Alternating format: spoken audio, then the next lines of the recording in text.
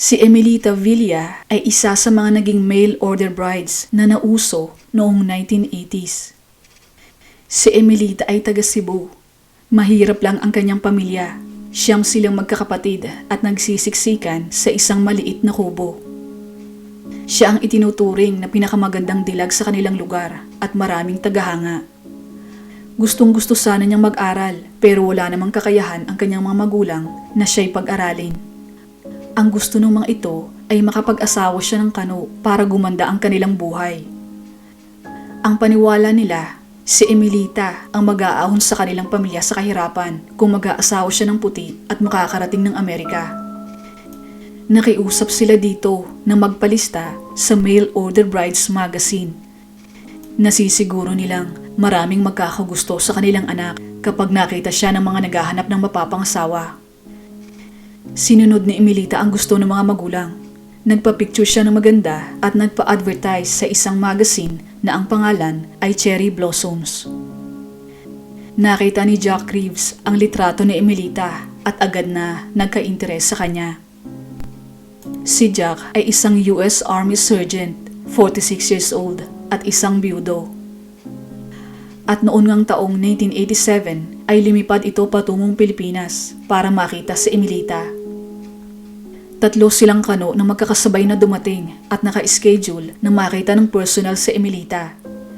Pero agad siyang binakura ni Jack at binayaran agad ang kanyang ama ng malaking halaga, mas malaki kaysa kayang ibigay ng naunang dalawang lalaki. Kumbaga, may nanalo na. Si Jack ang nanalo sa bidding, kaya siya ang mag-uuwi kay Emilita sa Amerika. Nang makabalik ng Texas, agad na nagpadala ng $250 si Jack sa pamilya ni Emilita tulad ng napagkasunduan at gagawin niya ito buwan-buwan. Maliit na halaga kung tutuusin pero malaking halaga kumpara sa kinikita ng kanyang ama na wala pang $100 kada araw ang kinikita. Napakalaking tulong na para sa naghihikaos nilang pamilya. Mukha naman talagang mayaman si Jack. Hindi kalakihan ang kanyang bahay pero marami itong magagarang sasakyan. Meron itong Harley Davidson na motorsiklo, motorboat, camping trailer at ilang piraso ng kotse at mga pick-ups. Sinasabing nakamit ni Jack ang mga yon mula sa mga military benefits na umabot ng $100,000. Sa insurance mula sa pagkamatay ng ikalawang asawa nito at ang mahigit $300,000 naman ay mula sa kanyang ama. Pero hindi ito kusang ibinigay sa kanya. Ayon sa kanilang mga kamag-anak, ang pera ay ipinatago lang sa kanya ng ama dahil meron itong kinakaharap na debosyo ng mga panahong yun. Pero nang matapos ang usapin, hindi na nito ibinalik sa ama ang pera at itinapon ang matanda sa Home for the Disabled Veteran. Samantala, maayos naman ang naging pagkasama ni Emilita at ni Jack sa kabila ng malaking agwat sa kanilang edad. At kahit ang kanilang kapitbahay ay nakikita ang pag-aalaga ni Jack sa kanyang bagong asawa. Pero hindi nagtagal ay napapansin nila na kapag nagagalit si Jack kay Emilita ay sinasabihan niya ito ng mga panglalait. Hanggang sa nabuntis si Emilita at nabalitaan na lang nila na pinauwi ito ni Jack sa Pilipinas. Ayon dito, hindi kanya ang dinadala ni Emilita. Pero matapos lang ang isang taon noong 1992, pagkapanganak ni Emilita, muli siyang pinabalik ni Jack sa Amerika nang makita ang itsura ng bata. Ngayon ay kumbinsido na siya na kanya ang bata na ang pangalan ay Tio. Noong October 11, 1994, lumabas si Emilita at nakipagkita sa kanyang mga kaibigan sa isang restaurant. Sa kanilang pagkukwentuhan ay sinabi ni Emilita sa mga kaibigan na hindi na niya mahal ang kanyang asawa at gusto na niya itong iwan at sumama sa bago niyang karelasyon na isa ding babae. Ayon pa dito, may kakaibang pantasya si Jack pagdating sa kama. Hilig nito ang maramihang player sa loob ng kwarto sa babae at lalaki. Pero mahigpit nitong pinagbawal sa kanya na makipagkaibigan at lumabas kasama ang sinumang lalaki. Pagkatapos nilang kumain at magkwentuhan, nag-shopping sila at nag-uwian na. Sinubukan ng kanyang mga kaibigan na kumustahin si Emilita pagka-uwi ng bahay pero hindi na ito sumasagot. Marami silang beses na nag-message sa pager nito pero talagang hindi na ito sumasagot. Dahil nag-aalala sila na may masamang nangyari dito, nag-report na sila sa mga pulis. Bumisita ang mga detectives kay Jack para ito tanungin. Pero sinabi nito na hindi siya nag-aalala sa kanyang asawa dahil hindi naman ito nawawala. Ang hinala niya, sumama na ito sa kalaguyong Tibo. Pinuntahan din ng mga pulis ang sinasabing kalaguyo ni Emelita na si Mona Lisa Pate. Inamin nito na may relasyon nga sila ni Emelita at sinabing magkasama silang dalawa hanggang alas 8 ng gabi. Pero umuwi na rin sila pareho pagkatapos. Makaraan ang 2 araw, natagpuan na ng mga otoridad ang kotse ni Emelita na nakapark sa parking lot ng supermarket, malapit lang sa bahay nila. At para makatulong na mabilis na mahanap si Emelita, ini-announce din ni Jack na magbibigay siya ng pabuyang $25,000 sa sino mang makapagbibigay ng impormasyon sa kinaroroonan ng kanyang asawa. Nang inspeksyonin ng mga pulis ang loob ng kotse ni Emelita, napansin nila na ang pinakaupuan ng driver's seat ay naka-adjust para sa isang malaking tao. Maliit lang si Emelita, nasa 5 feet lamang ito. At kung siya ang magdadrive ng kotse sa ganong adjustment ng upuan, hindi aabot ang paa niya sa mga dapat tapakan. Hindi din nakalak ang steering wheel ng sasakyan at disabled din ang alarm nito na hindi gawain ni Emelita. Naniniwala ang mga investigador na may foul play na nangyari dito. Nagtungo sila sa bahay ng mga ito at ininspeksyon ang mga gamit ni Emelita. Intact pa rin ang mga gamit nito, pati ang mga damit nito sa aparador, kaya hindi ito tumutugma sa pahayag ni Jack na naglayas ang kanyang asawa. Napag-alaman din ng mga detectives mula sa mga kaibigan ni Emelita na minsan ay inaya siya ni Jack na makipagtalik sa anak nitong lalaki sa unang asawa na kanya namang tinanggihan. Nalaman din nila na inalok ni Jack si Emelita ng $30,000, wag lang siya nitong iwan. Ayon pa sa mga kwento ng kanyang mga kaibigan, malaki ang takot ni Emelita kay Jack. Pinagbantaan kasi siya nito at sinabing ililigpit din tulad ng kanyang ginawa sa ibang naging asawa.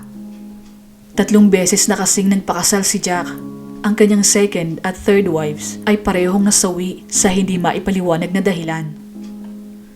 Si Amarilis, ang kanyang unang naging asawa, ay ikinasal sa kanya nung ito ay 15 anyos pa lang. Nakialam ang ina nito at ipinaanald ang kanilang kasal. Ang second wife naman niya ay nagngangalang Sharon. Ikinasal sila nito noong 1961 at nagkaroon ng 2 anak na lalaki. Nang ma-deploy si Jack sa South Korea bilang US Army, sinamantala ni Sharon ang pagkakataon at nag-file ng divorce. Nang malaman ni Jack ang ginawa ni Sharon, agad itong umuwi para subukang pigilan si Sharon at ayusin ang kanilang pagsasama. Pero nasawi si Sharon sa tama ng punglo. Tinapos nito ang sariling buhay. Nang mailibing si Sharon, muling nagbalik si Jack sa Korea kung saan nakilala naman niya ang ikatlo niyang naging asawa, si Myang Chung. Nakaka-6 na taon pa lamang silang nagsasama ni Myang nang maaksidente ito at nahulog habang sakay ng kanyang raft sa Lake Whitney. Nagbabakasyon sila ng panahong yon. Saglit na umalis si Jack para kumuha ng pain sa isda. Nang siya'y dumating, nakataob na ang raft at nalunod na si Myang. Dumalo sa libing ang isang kapatid ni Myang mula sa South Korea at napansin nito ang mga pasa sa braso ng kapatid habang nakaburol. Pati na ang mga mahahabang kalmot ng kuko sa mga braso naman ni Jack. Nang mga oras na yun, malakas ang kutob ng kanyang kapatid na hindi aksidente ang pagkamatay ni Myang. Pero wala siyang nagawa. Walang investigasyong nangyari at agading ipinakremate ni Jack ang labi ni Myang. Matapos malaman ng mga investigador ang mga nakaraan ni Jack Reeves, naniniwala sila na pinatay nito si Emelita. At para mapatunayan kung tama ang kanilang hinala, nagplano sila ng isang trap. Muli nilang kinausap si Jack at ibinida dito ang isang makabagong teknolohiya na DNA testing. Gumawa sila ng kwento na hindi naman totoo patungkol sa DNA test. Sinabi nila dito na kapag ang isang tao ay pumanaw, ang mga cells sa katawan nito ay agad ding namamatay at kapag nalaglag ito sa isang carpet o sa sahig, hindi na ito mawawala kahit labhan pa ang carpet ng maraming beses. Kinabukasan, pumoste na ang mga undercover police sa bahay ni Jack sa di kalayuan at inabangan kung may gagawin ito. At tama nga sila, kumagat si Jack sa kanilang pain. Lumabas ito ng kanyang bahay, dala ang nakarolyong karpet at inilagay ito sa may basurahan. Pero ang problema, hanggat hindi nila nakikita ang katawan ni Emilita, hindi nila makakasuhan si Jack. Walang katawan, walang kaso. At ang tanging pag-asa nila para masolve ang pagkawala ni Emilita ay imbestigahan uli ang pumanaw na naunang dalawang asawa ni Jack. Pero cremated ang Koreanang asawa nito, kaya hindi din pwede. Pero ang ikalawang asawa nito na si Sharon ay hindi naman na-cremate na pinaniniwalaang tinapos ang sariling buhay. Mabuti na lang may naitago silang litrato mula sa crime scene.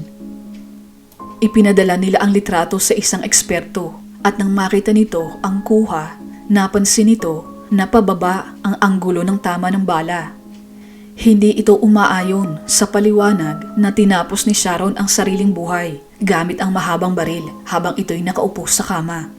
Dahil kung talagang nakaupo si Sharon, dapat pataas ang trajectory ng bala at hindi pababa.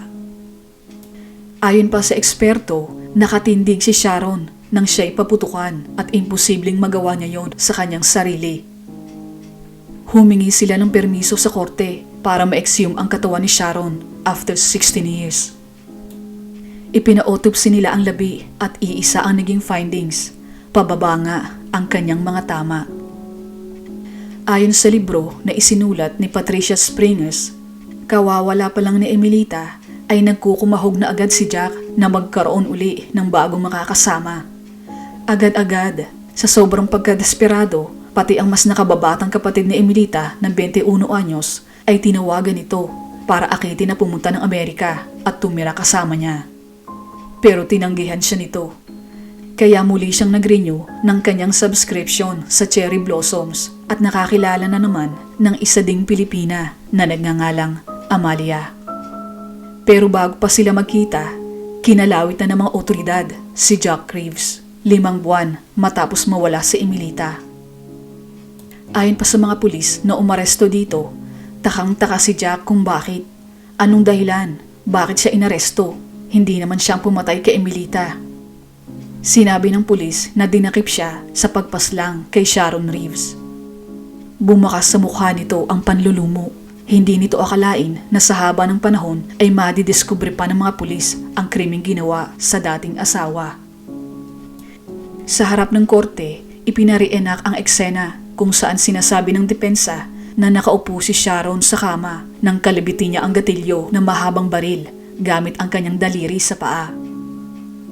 Nang kumuha sila ng isang babae na kasing taas din ni Sharon at ipagawa dito ang eksena, hindi maabot ng mga daliri nito sa paa ang gatilyo. Hindi niya kayang tapusin ang sariling buhay sa ganong posisyon. Pero nasawi pa rin si Sharon at hindi siya nag-iisa sa bahay ng mga oras na yon. Kasama niya si Jack. Napatunayang may sala si Jack Reeves sa pagkamatay ni Sharon at nahatulan ng 35 years sa kulungan. Noong October 1995, isang taon matapos mawala si Emilita, natagpuan ang kanyang labi sa isang mababaw na hukay sa Lake Whitney. Dinala ng mga pulis ang batang anak ni Jack at Emilita nang muli silang bumisita sa lugar kung saan natagpuan ang labi ng kanyang ina. Nagulat sila sa sinabi ng bata. Ang sabi nito, mag-iingat sila sa malaking butas. Itinuturo nito ang pinagbaunan sa kanyang ina. Sinabi din ng bata na sinasaktan ng kanyang daddy ang kanyang mami at inilagay ito sa bathtub. Saksi si Tio sa ginawa ni Jack sa kanyang ina. Muling niliti si Jack Reeves sa pagkamatay ni Emilita at nahatulan ng 99 years sa kulungan. May tsansa siyang maparol kapag siya ay 106 years old na.